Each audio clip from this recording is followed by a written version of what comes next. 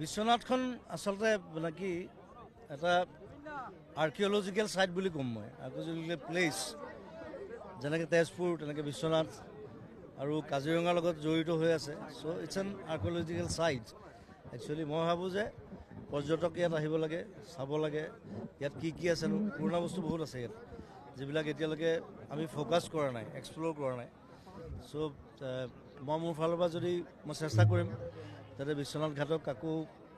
পুনৰুজ্জীৱিত কৰিবলৈ বাহিৰৰ মানুহে আহি যাতে চায় ইয়াত কি আছেনো বহুত বস্তু ইয়াত চাবলগীয়া কাৰণ মই যোৱাবাৰ আহোঁতে ইয়াত যেতিয়া একমাহ আছিলোঁ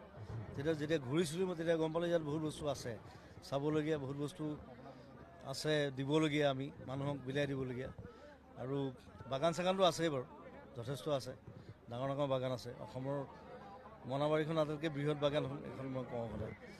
চ' সেইকাৰণে সকলোকে বিশ্বনাথ